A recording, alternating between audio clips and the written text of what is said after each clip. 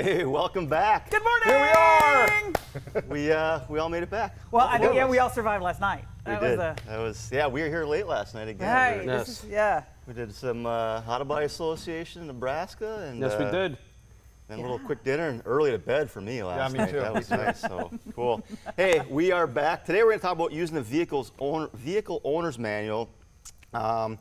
Couple different things we can talk about here. It's a great blueprinting tool. It's a great communication tool for our customers. There's a few things we're going to focus on most with our owner's manual. We all know that there's information on fuses and things of that nature in there, but we want to really focus on the advanced driver assistance systems and how some different information that's available in there, and SRS, the airbags, the seat belts, some of the information that's in there. So I think it's a fantastic blueprinting tool.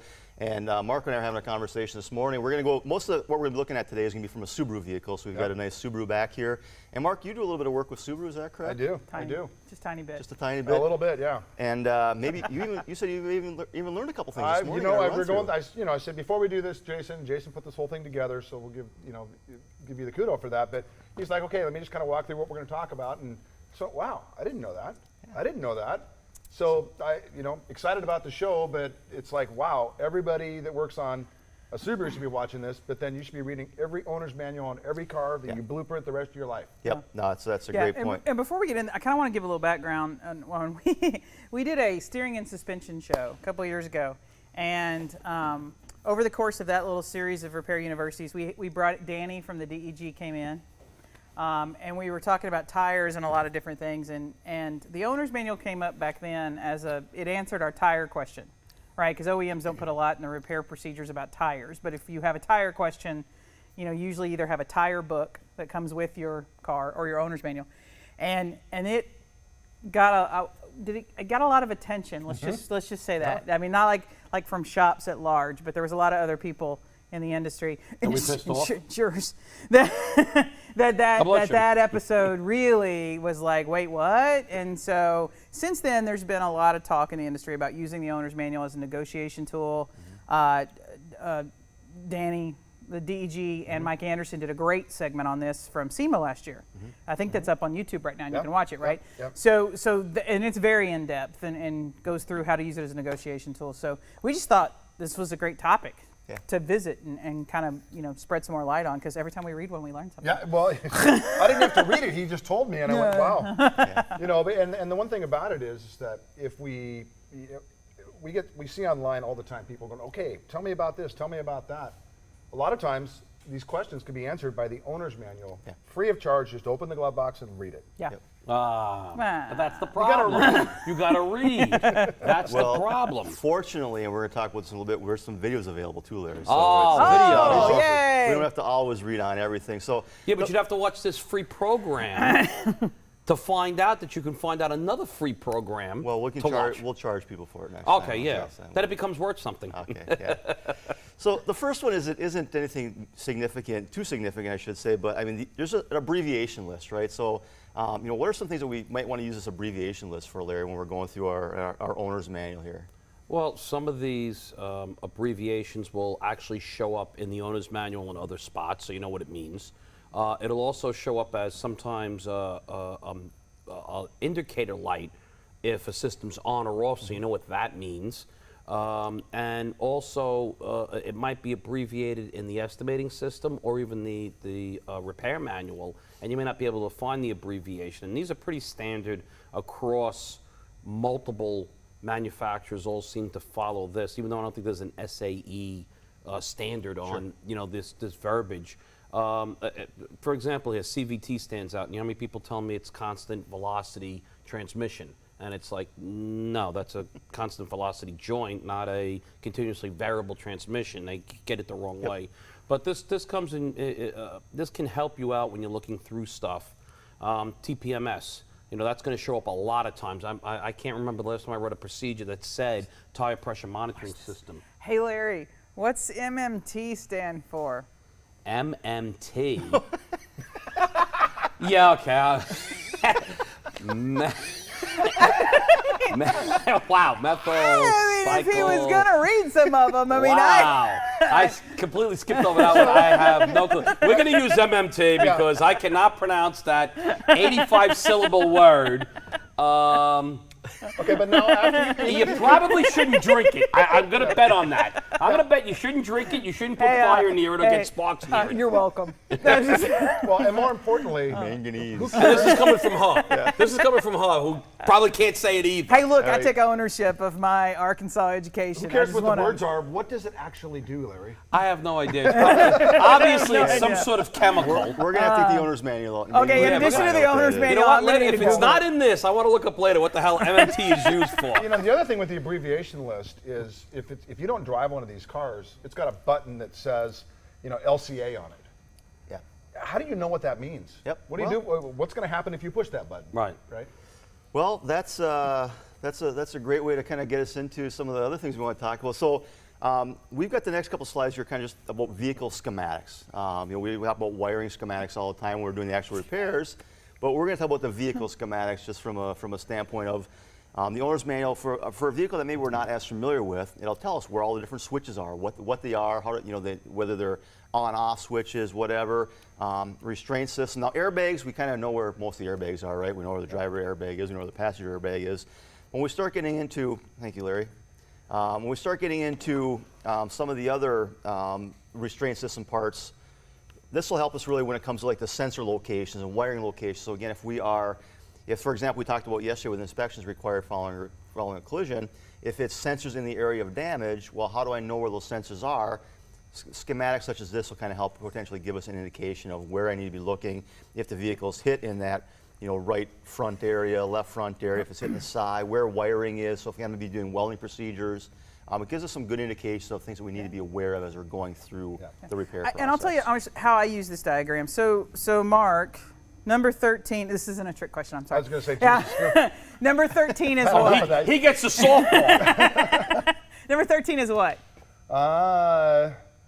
It's probably a side impact sensor on the right rear wheel opening molding. Right, so it's in the wheelhouse, right on the Right right-hand there. side, right? Yep, It's my yep. side curtain airbag, it's Yep. my impact sensor. Is that pretty important? Yeah. Yeah, so that's why sometimes when damage may not look physically, so we hear I'd repair that quarter and have it in paint by afternoon at yep. lunch while I'm eating my sandwich on my 5-gallon barrel. Oh wait, that's just Arkansas. Okay, so, She's but- going to get I'm gonna get posts about creamed, that. right? But this is the reason why that panel isn't repairable. When I'm thinking about what's behind it, and do I What's want to mounted to throw it. heat in that zone, and Yep. why OEs have some of the statements they have. Being able to pull this out and set it in front of the customer if they ask. So remember we talked about, yesterday we're not going to overwhelm them and go into the weeds. But this is a great way for me to illustrate and say, hey, I know it looks simple, and I bet there's a bunch of shops in town that are going to tell you that's repairable, and probably even your adjuster, and I would think so too if I didn't know this. And then being able to show that diagram is good. Oh, that's why we're not repairing that part, or that's why that area of the car is sensitive, and that's things I need to think about. Well, and then also think about if somebody were to walk up to a dent that's on the outer panel and go, let me weld a bunch of studs to that and pull that back out. That's what's behind that. Well, you want to keep in mind, like you got a dent in the door. In this case, these, what is it now, 24 and 25 front door impact sensors. They're sensors, they're not pressure sensors. So if you have a dent to the door, it technically would still be like a big oil can type pushing dent, like a hip check dent, or I kicked it, or someone backed into it. That type of dent there, the car might be safe to drive. But if you had a pressure sensor, well, now you change the air gravity or the airspace difference in chamber. there. Right. Air chamber. And again- now that would not be safe to drive. Right. And Now, again, the that's difference also why between- that panel's not necessarily repairable. So I think some of these arguments we get into are not that we lack metal skills or not real technicians or any of those things. It's that a car's not a car anymore and metal's not metal anymore. It's this driving sensor on 4 tires. And I love these diagrams when they're there because it just really helps explain that. Because if the customer leaves my shop, I have no doubt 20 other people in town are going to tell them something completely different. And then I need them to know why that's going to be different and have them have something evidence in their hand. Now, Kristen, we talk about psychology a lot. You talk about psychology a lot. Now, yesterday we talked about not overwhelming the customer. Is there any psychological advantage to using the owner's manual versus pulling a service procedure? Yeah, and I think Danny and Mike covered this really well in their session last year, is that this is something that comes from the vehicle manufacturer that they know, that's been, they're not really, I don't want to say in the glove boxes as much as they used to be. Right. but that they've had at their disposal that was intended for them to operate their vehicle. That's why it's called an owner's manual, not a body shop manual, right? It's for a civilian. Yeah. It's for the average everyday user, not a professional. Right, so they can lay their hands on it, and there's a familiarity or a comfort level with it. Although, very few Americans actually ever open theirs. They only open it to find out how to use the radio. Right. Once we do the radio, that's well, when I'm now done. everybody Googles that anymore, right? Which Yeah. is, but there's a sense of automatic acceptance that would let go of the fear, so that trust factor is going to be a little bit higher. And then also, what I love about it is it travels with them. So it's real easy. I mean, how many times have we, over the course of just even the last year, printed off a very detailed procedure from an OE, handed it to an insurer or a bill payer, and said, "See, this is the reason why I have to do this," and they go, "No, it's just a recommendation." Okay, so totally get, because that comes from a repair manual, right? But it's really different when the owner's standing there with their own owner's manual going, "This seems what it pretty says. clear to Yeah. me," right? So that psychology back to the bill payer is probably more powerful than the psychology we have to the shop, to the vehicle owner. And you actually make the customer more of an expert on their own car, Right. which that's what they want to be. Yep. All right, so It's DTC bingo. there you go, DTC bingo. I like that. All right, so now let's go inside the vehicle and talk about some of those instrument panel lamps. Now, I think we've covered it to death, right? That just because there's no light on the dash doesn't mean that there's nothing wrong with the system. However, Nobody's heard that. no one's ever heard that? No, nobody's heard that since we said it, because that'll still come up. It's like there's no light on the dashboard, there's no issue. Gotcha. Right. Yeah. So, however, these indicator lamps on the dash are a good way for us during that blueprinting process to identify if the vehicle is equipped with some of these systems. So, although the light might not stay on when we turn the vehicle on, if we can turn the vehicle on, the lights may come on. And we're like, oh, it's got a the active park assist, or it's got the steering responsive headlights. So we've got some indicators in there, so as we're writing our repair plan, we're going through a blueprinting process, we can at least identify, hey, this has this system, I may need to be aware of that because of the location of the damage on this particular vehicle. Yeah. And then if we tie that into the actual description, so now we're back in the owner's manual, so now each of those dash lamps, from a Subaru perspective anyways, they've got information on what exactly those indicator lights mean and when they're going to be illuminated or not illuminated. So it'll tell us, the cruise control the indicator for adaptive cruise control.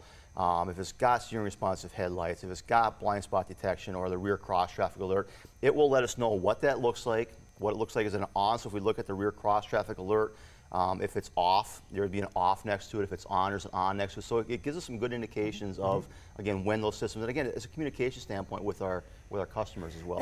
This is a great guided conversation tour. So remember, we talked about we want the customer talking more than we do. So that 80-20 rule. Well, I mean, I think all of us have had a situation where we've had a light come on in our car, and after so many key cycles or something, it goes off. Yep. Right? I have a brand new Tahoe sitting out there in the parking lot, and within 2 weeks of having it, I had a light come on the dash, and about 30 minutes later, it went off. Okay, that doesn't mean the car fixed itself, right? There's still something there I need to deal with. Well, oftentimes after an accident, if the car is drivable, we're going to get some initial indications. If the car is going to somewhat fix itself, some lights will go away, some won't, some whatever. But when I'm having a conversation with the customer, did you experience any difficulties after the accident while you've been driving? Any noise? And I'm going to take them through that questionnaire.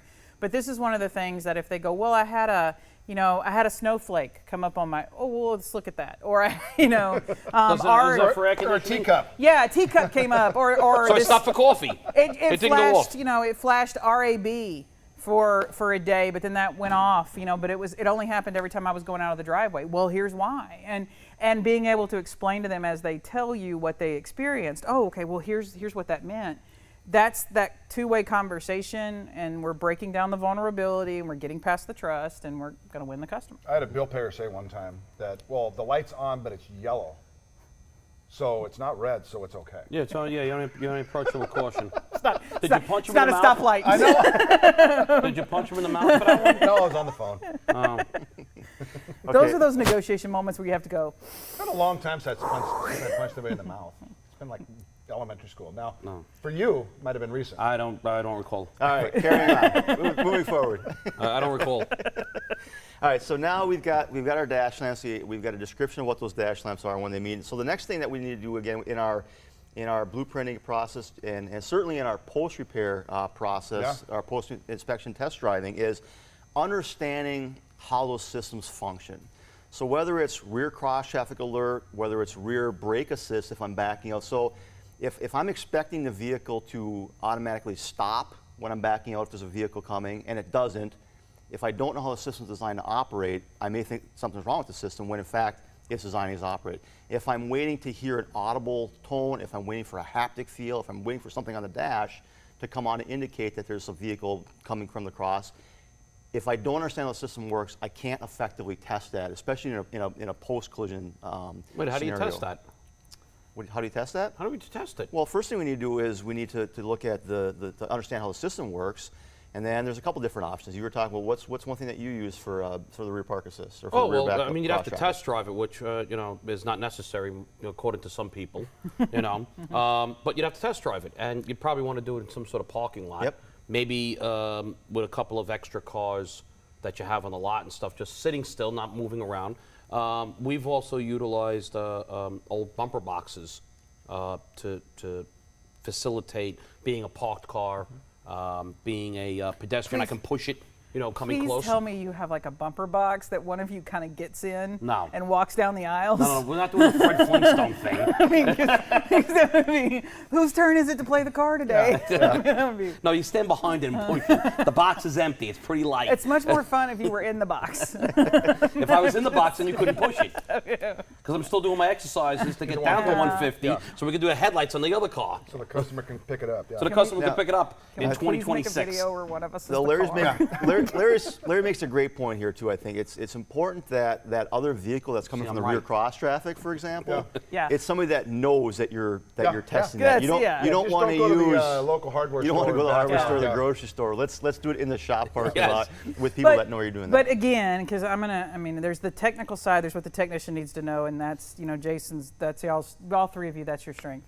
There's that front office side of the customer when I'm explaining, because I have to get them to sign a form that gives me permission to test drive the vehicle. Right. I can't just take their vehicle out on the road, because some of these test drives are 20 minutes, and I must obtain a speed of 40 miles an hour. And I mean, so I'm going to have to drive these cars for a while and put them through different scenarios. More than 20 minutes. Key cycles. So, Yeah. there's Yeah. all these kinds of things. So if I'm going to have to go to a parking lot and simulate this, well, I don't want Miss Smith to come out of Walmart this afternoon and see me in Walmart backing and forward with her car, Or pulling donuts with a WRX. while my detailer is coming at me with another car from the shop, right? So I need to be able to explain what I'm going to do and why they're signing this form and why I need to test drive it, because I think everybody is afraid that I left my car at the shop with a half a tank of gas, and when I came back it was empty. What did you people do with my car? Well, we went to Mexico. Well, So- then you'd be incompetent because most of the procedures we've seen We gotta so fill far them at the up, shop, right? you got to fill them up just to aim the headlights. I was going to say, you Right. need a full tank of gas. So. Right. But these are those conversation, tools where you're trying to have that. I mean, like, it's a natural fear for any vehicle owner to think that leaving your car at the shop means someone's going to take advantage of it. Someone's going to do something with it. We all have a story of where a customer saw us in the Wendy's line getting lunch in their car, and it was because we were doing the test drive, but we also wanted lunch at the same time. So these are just fantastic tools. Besides the technician, you guys need to know to fix the car while I just sit in the air conditioning. But it's a fantastic tool for the customer. Yeah, cool. All right, so the next thing we're going to talk about is another tool that I like using. Now It's an expensive car. Now, it's not related to the owner's manual. However, people put their window sticker in the vehicle, right? They put that in the glove box, right? So this is another tool for us to use to pull that out and see what the vehicle we're working on is actually equipped with. So for example, in this one, we've got eyesight as a standard operation or a standard feature on this Subaru that we've got. But it's also got, the, Back up. no, it's also got blind spot detection with that rear cross traffic alert that we were just talking about. So now I know, Which is an option. Yeah. It's not a standard of eyesight, it's an Actually, option on option it. package 14. Option So there was package 13 14. in front of it that this person didn't take. So eyesight doesn't include that? Correct. No. Wow. Okay. So, It's but an option. It's an option. It's an option. But now it's not standard. $1,979, you can have it. So you got standard equipment, and then you have optional equipment. Like teeth. You know, you'd think as Yes. many cars. Yes, in Arkansas, teeth are optional. You'd But think they're as wearing many masks, cars you as she can't goes tell. to, she'd know how to read these windows. Best thing that ever happened to Match.com. in Listen, she used Arkansas. up all her knowledge yesterday with them big words, the 4-syllable words. So again, now we know that this particular vehicle's got rear cross traffic alert on it. So again, if we've got a rear impact, that we've got some sensors, again, we need to understand. Now we know how that system works. And then here we go, Larry. You ready for this? I know you're going to like this, right?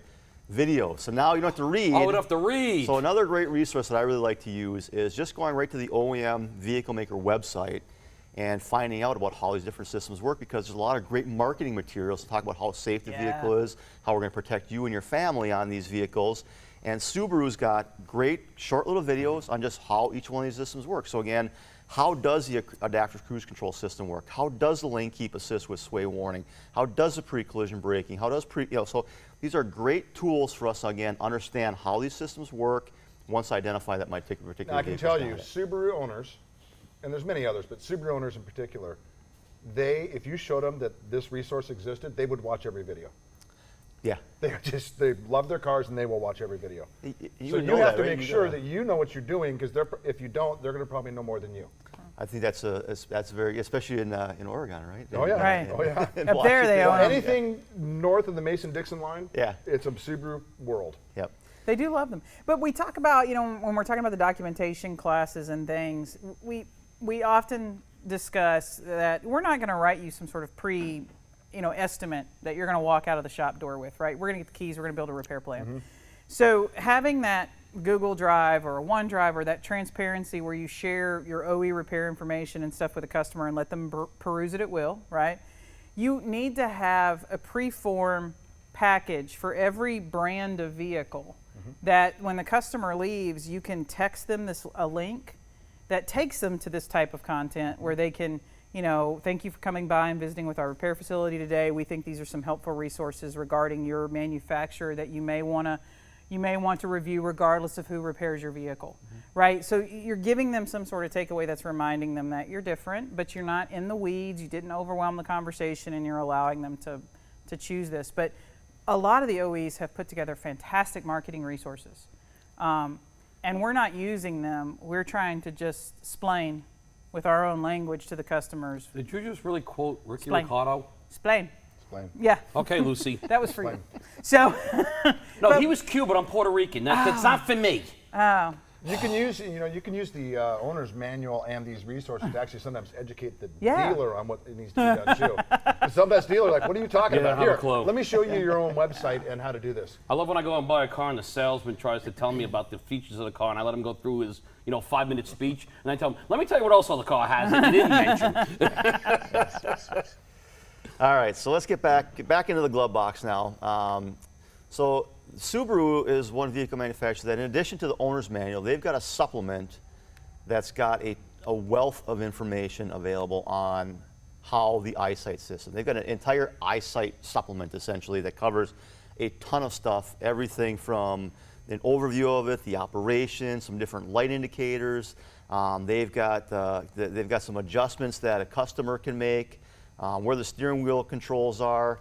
There's some customization settings. So again, we talked yesterday about disconnecting the battery and understanding, the radio presets and things like that. I know, again, if there's customized settings for eyesight, as an example, we're going to want to know what they are. We're going to want to know what our customer expectations are Right. when it comes back to it. Because when they drive their car, it's got to drive like it did before the collision. And if you disconnect the battery and they lose the preset, then we got to reset it back to the customer preference, just like a radio station or anything sure. else. some of these you can't. So we talk about a lot of times about how the customers, like their Bluetooth phones, and those are some things we need to reconnect. So, that's part of the delivery process. You'll call the customer a day ahead and say, hey, whatever phone you want to have connected to this car, make sure it's with you at pickup. We're going to walk you through your settings, because nobody does this anymore. The dealer does it when you buy the car and you walk away. Some of these things we can't necessarily, on some cars, Subaru, some of these things we can't necessarily reset. Right. The customer's got to do it. But we need to be prepared and have allotted time in the delivery process to do these things with the customer So we before can't they just leave give the them their driveway. keys? No, we can't just toss them the keys and say thank you for coming and take a deductible check and move on with our day. We can't just say, thanks for coming, here's your keys. By the way, fill out the CSI score before you leave because we want to be a 10. I used to have to do those nationwide. We want to be a 10 stickers. Yeah. And if we're not a 10, let me know. Right. But in some cars, we don't have this, right? But if I don't know this in my blueprinting process, then I can't prepare the customer through this for this delivery moment to say, Ms. Smith, it will take 30 to 45 minutes because we have to do these things. Whereas, you know, that Toyota we were working on yesterday, that delivery process may take me 10 minutes with the customer just to make sure they're happy, put them back in the seat and send them down the road. Yep.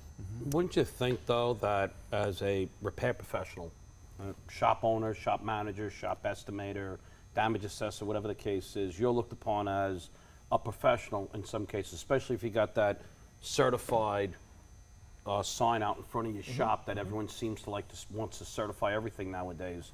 But don't you think you should actually know more about the customer's vehicle than the customer knows? Yes. Wouldn't you anticipate being a customer walking into a repair facility and having them be able to tell you actually how eyesight actually works? Or if you have a question about something that's not operating the way it's supposed to, and they're able to explain it to you, the shop end is able to explain to the customer, hey, look, this is actually how this works. Oh, I didn't realize that. You know, and the problem is they don't want to read. They don't want to do their job. They just, you know, I want to get the keys, I get the customer done, give them a deductible, and get the car out of the shop. Yeah. Remember, you know, they don't close the deal. The customer trusts the dealer, they trust the insurance company, and they trust the shop the least. Right. Yeah. So we got to overcome that, and how we can overcome that is through knowledge, like Larry's talking about. Right. Now, I want to go back to something we were talking about just a couple seconds ago with regard to giving the vehicle back the way the customer expects it to be. There's one exception to that, and it may not be the case with Subaru drivers as much, but some people don't like their lane keep assist on, or they don't like their different systems on. Kristen, should we give them their car back with the systems deactivated like Nope. they want it to be? Nope. So I mean, on our intake question, when I'm taking the vehicle in with the customer and we're dialoguing because they're going to tell me about their car and I want them talking, so they're going to tell me what's on, off, etc. And I'm going to make note of that. My delivery process back will be, Ms. Smith, I know that you don't like. I had a fifth wheel camper for a while, and we had this big Dodge. We had this big GMC dually pickup truck, and its pre-crash warning or lane departure warning was this vibrator thing in the seat.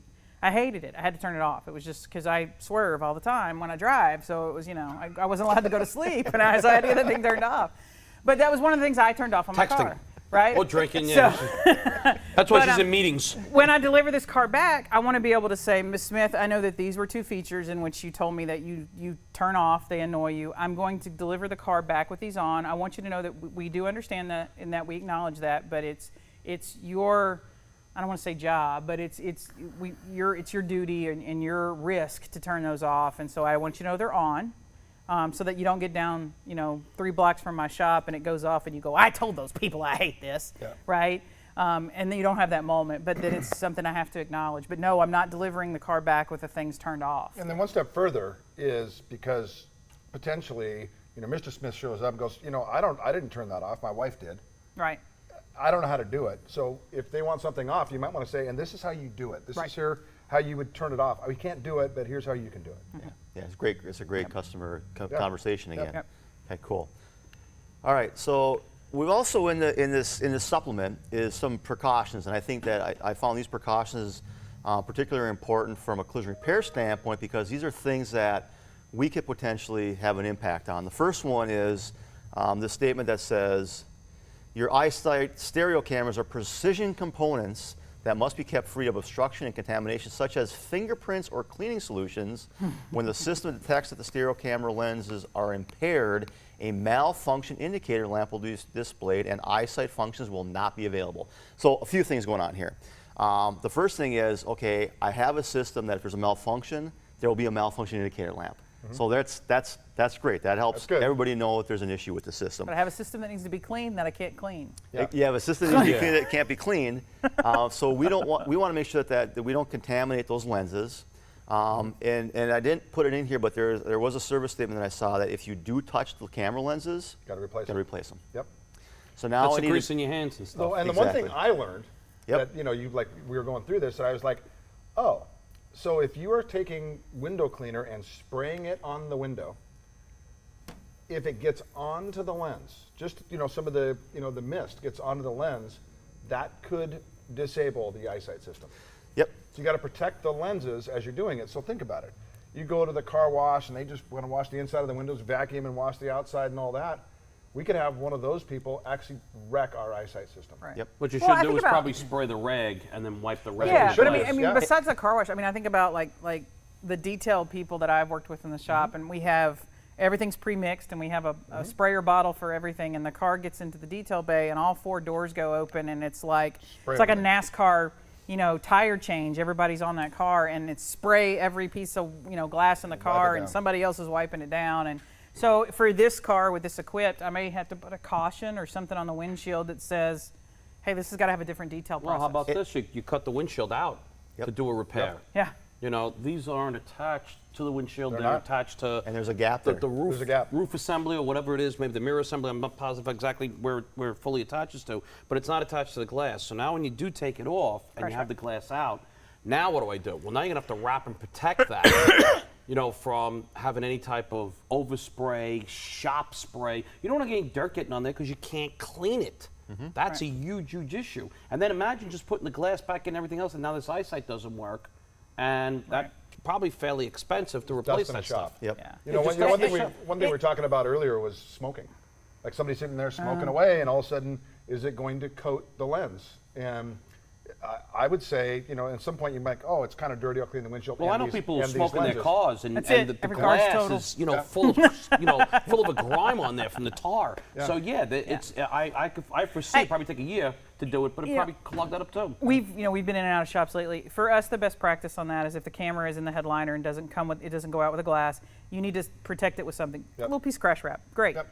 Don't think that just taping off the glass opening or taping off the door openings, which I no. love. I love protecting the interior. Some of your OEs require that as part of your repair process. That doesn't protect the lens. So there's a misconception that, well, Kristen, I bagged the car, I did all this. Why would I want to do that extra step? Well, this is a great example why to do that extra Yep. step. And another, from a communication standpoint, an internal communication standpoint, we want to make sure that our detailer knows Yeah. about this as well. Yeah, and that's like, so we, Larry has a great program that's visual indicators that's super simple. He just tapes them to the front glass, right? And so everybody in the shop knows that this car's got something, whether it needs coolant or it's got to be, whatever the service is that car needs before it goes. And here's a novel concept, Jason. When you do it, you just peel off the tag. Right. So if a tag's still on the glass, it means you still have something to do, or need something you need to be aware of.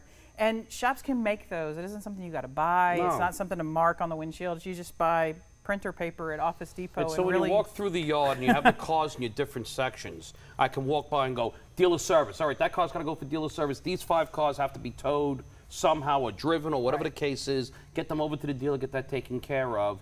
Or some shops don't have a 130, 1234 machine yet. let's just say that And it needs air the conditioning service. old-fashioned draw a T in the glass Yeah, and no. 1 square is for what insurance company. That just doesn't cut it. That was a pretty cool It's system. old-fashioned. Yeah, it was a pretty cool system it for a lot worked. of years. But I think you're better off with a sticker because, one, you don't want to write on the glass. We find some staining sometimes, especially front windshields. You get that neon-colored pen you're using get stuck in the little road chips you don't even see. Now all of a sudden you see that little pink or green, lime green coloring on and you can't get it out Yeah. because now it gets embedded in that glass that's rough, so it actually sticks in there really good. Yeah. So I believe Vitek makes a product to help with that. Vitek makes a great product, and we're going to talk Friday when we actually are going to have an episode on delivery. And so Larry's going to go through a QC process for delivering a car. That's news to me. Okay. And, I was planning on taking off Friday and getting Yeah. drunk, but I guess there goes that idea. We're going to go through all that, but we're going to talk about some of the things that are free, that are not free that you can do on your own, just print or paper. You can make as your own shop. And then we're going to talk about some tools that are on Amazon, some dry erase tools. We're going to talk about the Vitek tools. Just, as a shop, choose whatever works for you, but Sure. choose something. All right, so we had a question come in. We got a question. that Somebody's said- watching. I'm Oh, just wow. That's One person's watching. Got one. Okay, good. It's probably my It's mom. Kyle. It's probably my mom asking the question. What's the best way to determine what feature a vehicle has? Owner's manual sometimes has if equipped. Yep.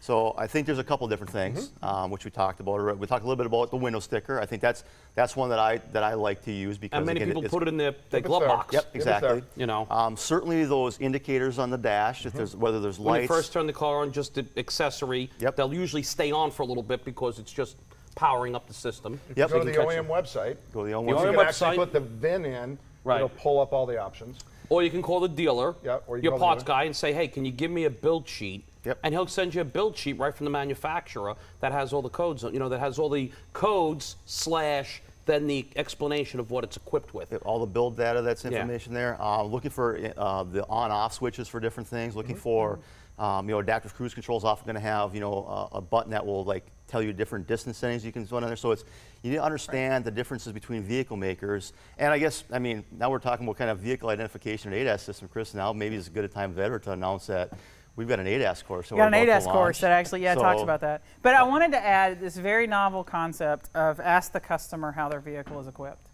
So unfortunately, we like to take cars in, and we think that VIN, model, mileage, all that stuff's things we can get on our own.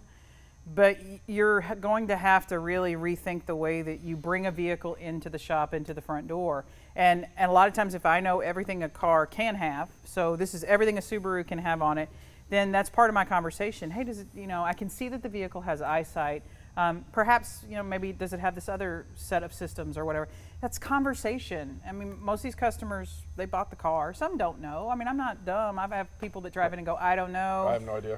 It's a lease. I just went up and got in it and drove away. Yep. And sure, those customers happen. But more than not, a customer kind of knows what their vehicle has. Especially these days, because people are doing a lot more research, I think, than they ever were, and they're looking for safety features. They're looking for those 5-star crash ratings. They're looking for on the vehicle maker website and building their cars online. They're not just sitting down at the dealership and Well, kind they of also checking the drive box. away with the dealership with all that stuff working, and it bugs the hell out of them, and they turn it off. Yeah. So they, so a lot of times they remember turning it off. Oh yeah, it has that. I hate that feature. Yep. Right. So, but it's just conversation instead of us just assuming that I got it from here. Thanks for the keys. And really, it's more of a multi-prong attack. It's talk to the customer. Yeah. We got the owner's manual. We got the window sticker.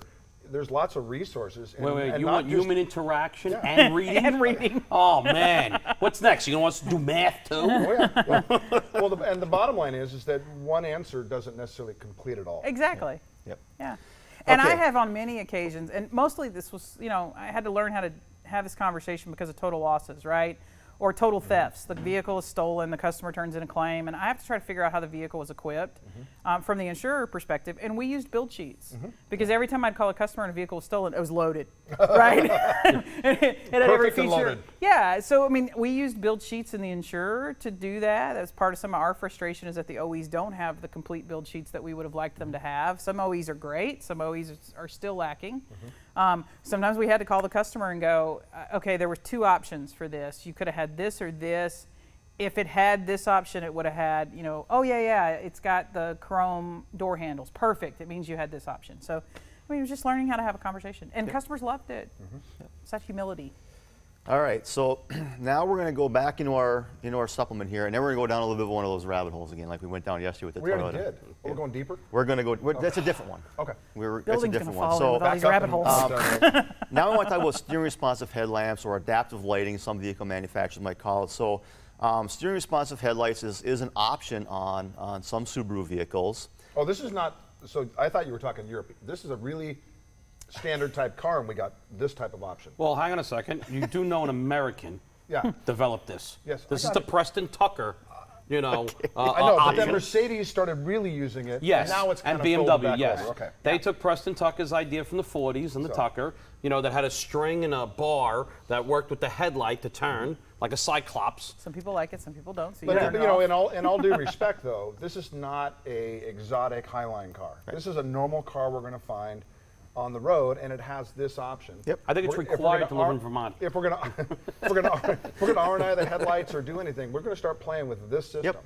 So first thing, again, we want to identify. Okay, so there's a couple different indicators that Subaru has available on it. So there's the initiation switch, the on-off switch on the dash. There's also an indicator on the instrument panel. So if there's a light on there, they'll have the SRH on or off on there.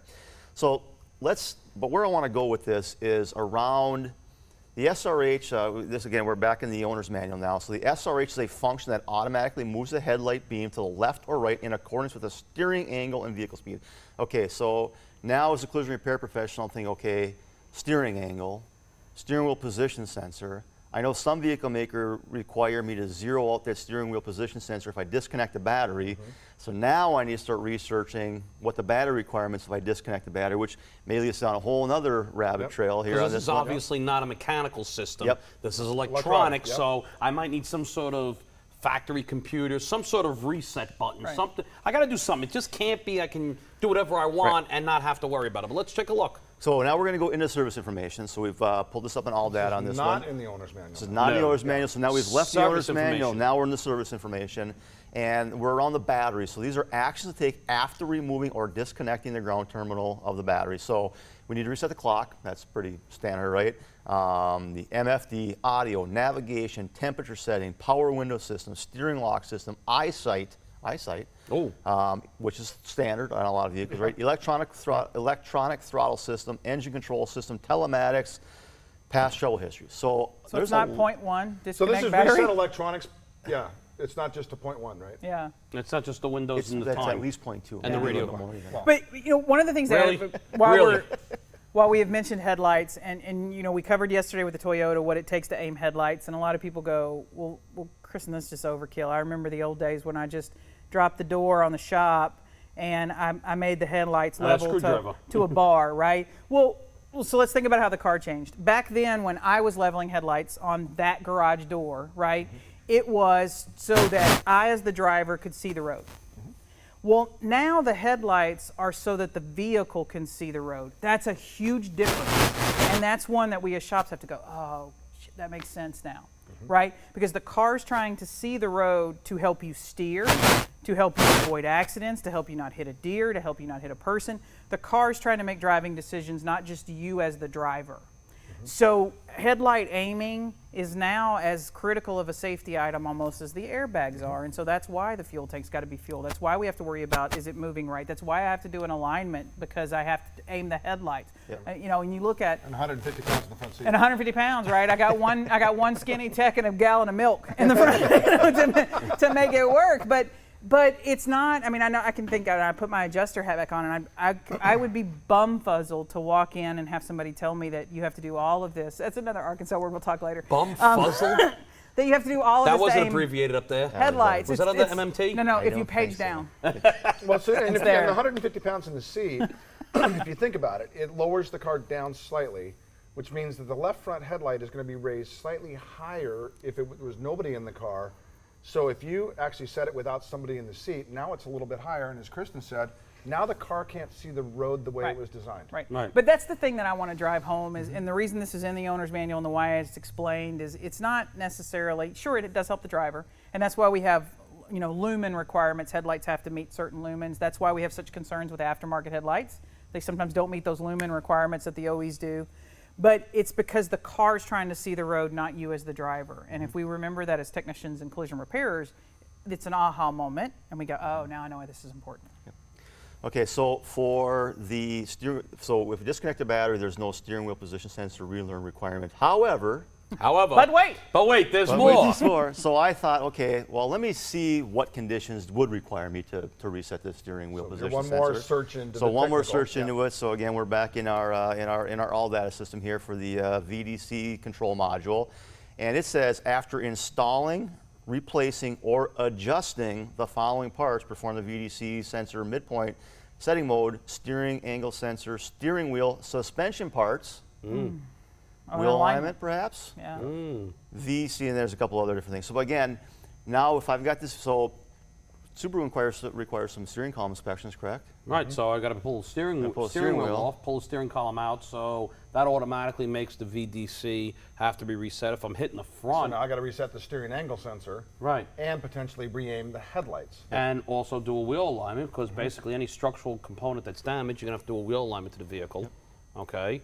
You know, a cosmetic dent to the door or the fender, you may not have to, but, you know, structural damage, okay, I pull in the column, got to measure that. I got the, you know, wheel alignment I'm doing, and maybe a suspension part, a lower control arm gets damaged, a wheel. So now I'm into this now that I have to do this, you know, adjustment and stuff, which now will require also the headlight assembly. And this is not to just pick on Subaru, because, you know, Dodge says replace the column. Yeah. So I mean, there's Right. a lot of, you got to look at every car We Different. just happen to be using a Subaru. Yeah, we just picked one particular vehicle manufacturer. But we went from learning about the steering, about the adaptive headlights, to now, oh man, I've got to do a bunch of other work here that maybe I wasn't expecting. But but it's that constant research and that constant questioning and trying to learn more about what I'm dealing with to help repair the vehicle properly. Right. So, okay. Let's talk a little bit about restraints to kind of close this out. Some airbags, some seatbelts. So let's go back into our owner's manual here a little bit. And one thing that Subaru's got is a couple of different things. So they've got one for the front airbags, and they've got one for the side airbags that will tell us, in general. Now again, this isn't 100% of the time, but what conditions are typically going to necessitate an airbag deployment, a seatbelt pretensioner deployment, a side airbag deployment. So there's a nice little chart in here. So again, as we're going through this, ever a customer like, well, I was in this accident and my airbag didn't go off. There must be something wrong with my car. Right. Are you injured? Are you- If you're not, then the car did what it was supposed to do. The seatbelts held you in place. It wasn't necessary. So I like that. I like that Subaru has this in here. Again, I do. it's a great little communication tool. I find this, I always enjoy having this conversation with customers because I find the supplemental restraint systems fascinating. That within milliseconds, your car is making a decision on, is the seatbelt enough? Yes or no? If it's not enough, what else do I need to deploy? 1, 2, all of it.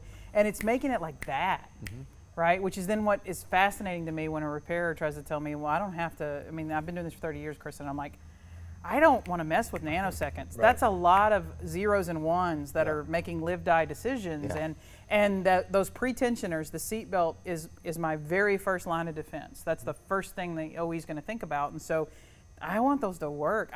I love these, walking customers through them. I think I think the math and science, how they work, is just beautiful. It's a lot of zeros to the right of the decimal. It's amazing. And Subaru even goes a step further. Not only do they have the little chart there, but they've got some nice pictures as well. So again, and Larry and I talked about this quite a bit this week already. Like, people think, well, I was going at this speed, and it's the deceleration. It's how fast you come to a stop over distance and time. So it's again, a deceleration or change in delta V. Examples of types of accidents in which SRS side airbags are unlikely to deploy. Again, doesn't mean it's necessarily they're not going to. So they got some nice little illustrations for us.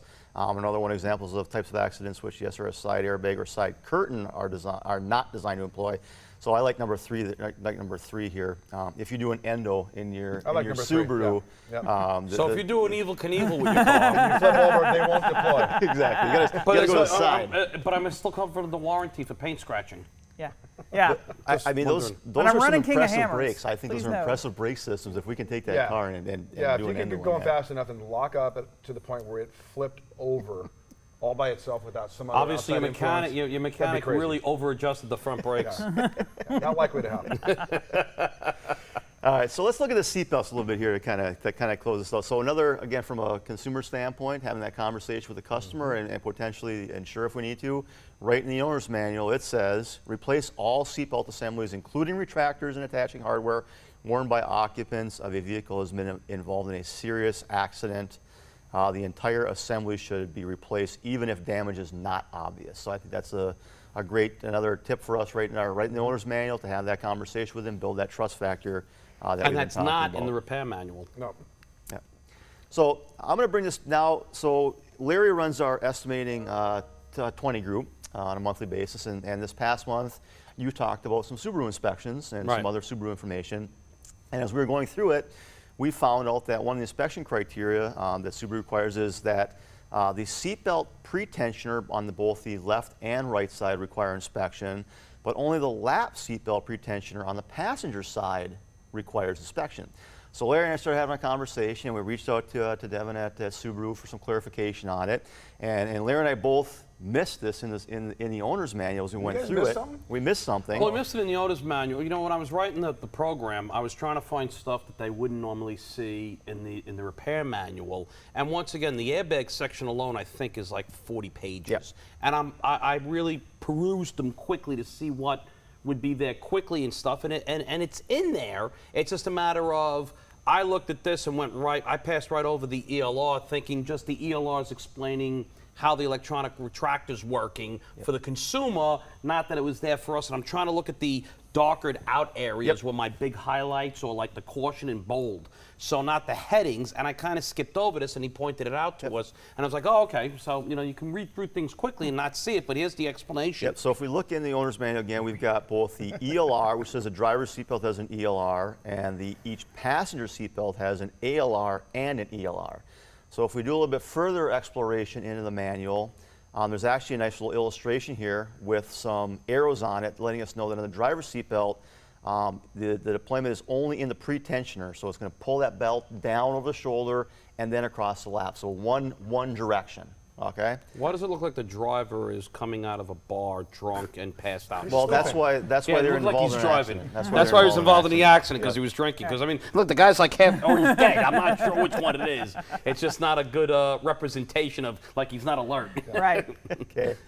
So then on the passenger side, if we look, we've got the pre-tensioner one, which is going to pull down on that shoulder belt, but then we've also got that ALR that's going to pull down on the lap belt. So two different directions on here. So that's why, again, we both missed it as we were going through here. Devin was kind enough to point that out to us, how the system worked.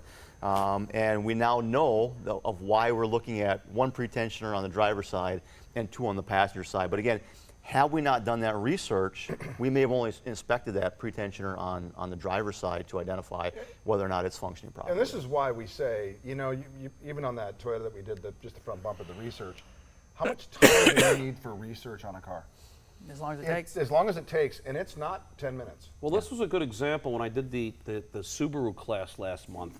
On what we did was we pretended that the car was driving down the street and hit the lower grille and the rad support, the radiator, and the condenser, and that's all the damage that was there. So we're just changing the rad support.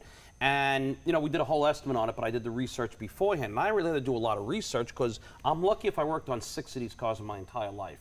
They're not popular in New York City or Long Island area or the shops I worked at, either one of the two.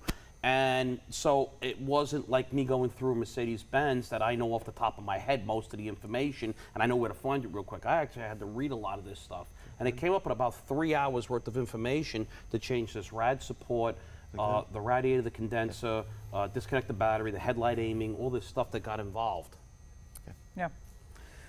Fascinating. Hey, I love that part where it says that the force limiter will select reducing the load based on the body size of the person. I just thought, again, this is fascinating. Well, you got to realize cars have been, cars Well, now have that's a become great- smarter than people. Yeah, but that's a great combination of mechanical engineering with electrical engineering, and it's all designed to keep us safe. And I just think The that's car fascinating. can tell the difference between a 6'5", 250-pound person and a 5'2", 250-pound person. And what it does is it does by the seat position sensor how far it is, because obviously a 5'2" person can easily sit where a 6'5" person is, but a 6'5" person can't sit as close as. That's fascinating. And wait, on top of that, well, Larry, what happens if a shorter, heavier guy is sitting in the seat that is 6'5"? Well, guess what? The seat belt's going to be more unwound for the thicker person versus the taller person that's heavier, and can tell the difference between the weights, and then we'll adjust the airbag deployment based on the distance to the airbag deployment area, based on where the seat position is and how much of the seat belt's unwound, and then obviously which side of the car got hit, and on top of that, the deceleration factors. I think about. Isn't it? I think it was 5th grade. One of my kids came home and they had this science project they had to do. They had So to it's college build graduation. PhD. Yes. But they had to build a contraption that would allow you to drop an egg off a ladder and not crack the egg. I remember that, yeah. Right. So, the kids are straws and they're doing all these things to try to keep the egg from breaking. And I was just sitting there watching my child try to figure it out, and I was of no help whatsoever. But I'm thinking, my God, that's what automotive engineers do every day. They're trying to design these cars so that the egg doesn't break. And here we are in body shops thinking we know better. Kristen kept making scrambled eggs. So it's just. They broke them. I was going to make the eggs. Yeah. Crunchy though. Yeah, crunchy, very crunchy. Crunchy eggs. So you take the eggshells out. They're good. They're protein. That's fiber. Fiber. Well, that's because she can't make toast. I can't make So I mean, toast. full Don't with let my fiber. chickens see that experiment. Vice Squad was the greatest thing that ever happened to me. And my kids. All right. Well, hey, That's a lot of information. Yeah. Yeah. That was fun. I thoroughly enjoyed putting this one together. Did we learn because anything, or we just had fun? I'm not sure. I learned so much on this one. It was cool. Hopefully everybody's learned that there's a lot of great information in there that helps you become a better estimator / better technician / better test drives, everything. But there's a lot of stuff in here that helps you just become a better person to your customer. And lets you have great conversations, and then lets you bring the customer into the conversation in a way that they're comfortable, and lets them leave with something that can become, a sword and a shield. I have no false expectations that you don't leave my front door and seek another opinion. And when you do, I need you to walk in the door of that other place when you're going to get that opinion with something going, well, that doesn't seem right because she talked to me or showed me this. What do you think about this? Yep. And if that other collision center or that other dealership even can't answer that question, it validates me. If I don't arm them with that information, then it allows that shop to validate themselves and make me the enemy. So it's just fantastic. Yep. Yeah, and especially when you go through the technical information, the customer thinks that's just way too technical. But if it's in their owner's manual, You feel good about it. well, they go, that's for me, that's my resource. And I will say, like before we end this, the session from SEMA last year, that's Danny and Mike Anderson, is up on YouTube. So I mean, I think if you just Watch it. Google like SCRS and using the owner's manual, I think you'll find that video, and there's a lot of great stuff in there too. Awesome. So, All right, so we're another Boom. presentation in. Yeah. So Thank you, Jason. we are back at 11:30. huge show at And 11:30. We are excited. We've got Nick here. Nick is out prepping right now. But we have the launch of ADAS Think, and we are excited Yeah. about that one. SEMA's best new product. SEMA award-winning Last week? product. Yep. Yeah. So we are super excited about that. That's going to be awesome. Can't wait to actually see it in person and see it actually function. Perfect. I haven't experienced it firsthand, so we're pretty excited about that. Don't break it, Jason. Then we'll be back later this afternoon at 2:30 with another launch of a product from Opus IVS, our new ScanSafe product. We've got Bob, Pat, and Gail here. We're going to talk about the ScanSafe product and talk about that as well. And certainly want to remind everybody, visit the Collision Repair Education Foundation website. Yep. Make your $50 donation to support current technical school and college collision repair programs across the country. And if you don't complain to us about not having technicians out there. No, you want the T-shirt. You want the T-shirt The and limited edition chub limited shirt. edition T-shirt. Yeah. So we're not anywhere near where I want to get those numbers. So let's get those numbers up. Let's buy some shirts for ourselves and support technical schools across the country through the foundation. So again, Collision Repair Education Foundation. Click on the donate button. Select your $50 donation or more. Yep. Take Or more. 100,000, 10,000, Yeah. whatever you want. Yeah.